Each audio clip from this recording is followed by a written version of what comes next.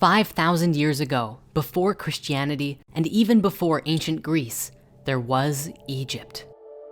This was one of the earliest civilizations we know of today, and their culture was rich in knowledge, ancient sciences, and mystic spirituality. The Egyptians were wise beyond measure, for it is here we find some of the earliest forms of mathematics, botany, theology, civilized government, geometry, astronomy, astrology, accounting, and even medicine.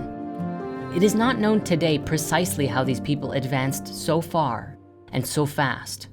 Many today believe that it was simply a time of unparalleled innovation, where others insist, just as the Egyptian writings themselves declared, that they received the knowledge from those who excelled beyond themselves, from a long, distant past. One of the most unique aspects of ancient Egyptian culture was that of the mystery schools. For more than 3,000 years, the mystery schools of Egypt epitomized the ultimate in secret wisdom and knowledge. These were some of the earliest forms of organized spirituality, but they were not like our religions are today. These sacred schools were designed for the initiates to elevate their consciousness and move into higher dimensions of life experience in order to become guides for the rest of humanity. The mysteries were passed down throughout history and eventually became known far and wide in different forms across that part of the world, from Persia to India.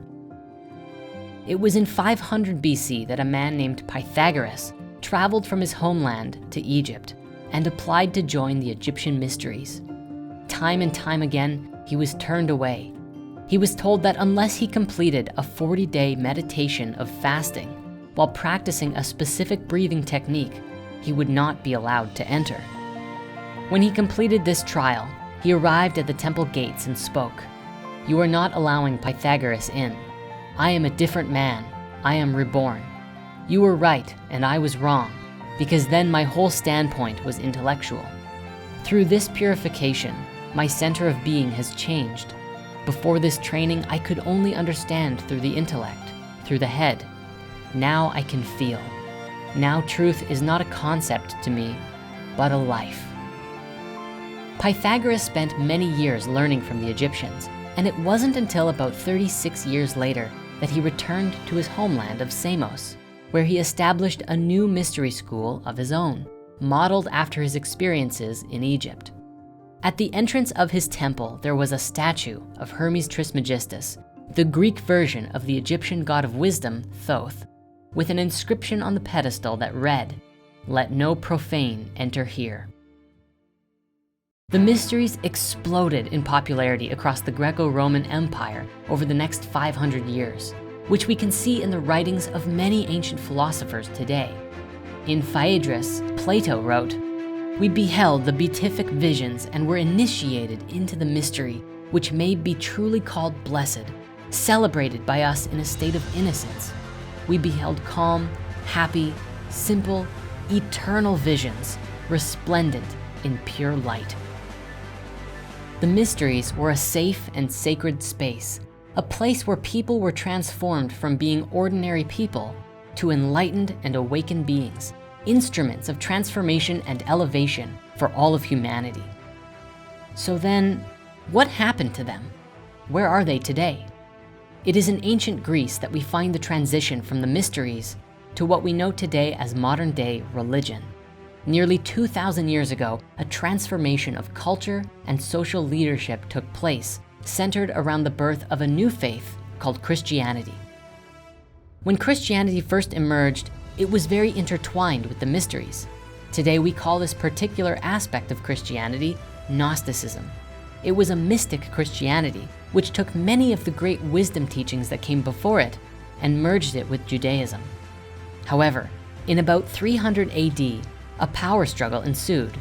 The controlling powers of the Roman Empire adopted a specific version of Christianity and formed the Roman Catholic Church.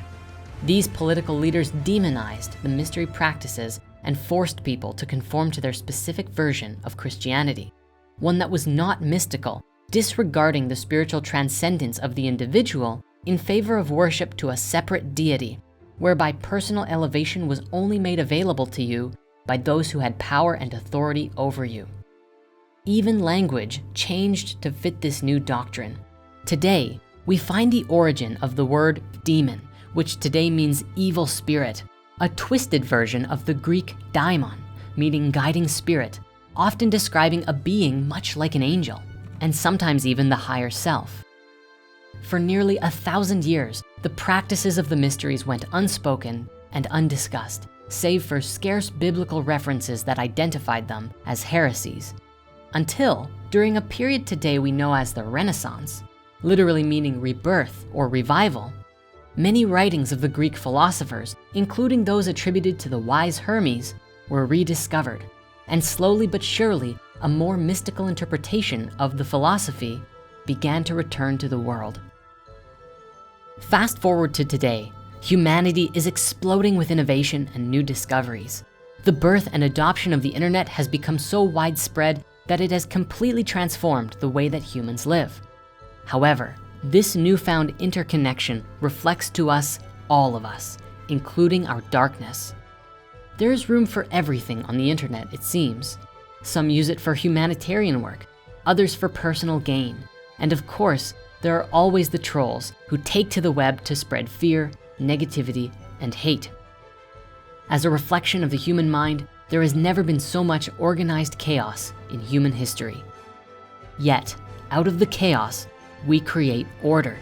We do this by purposefully creating with loving intent, giving of ourselves, learning and growing, and remembering who we are and where we came from. This becomes possible when we return to the mysteries.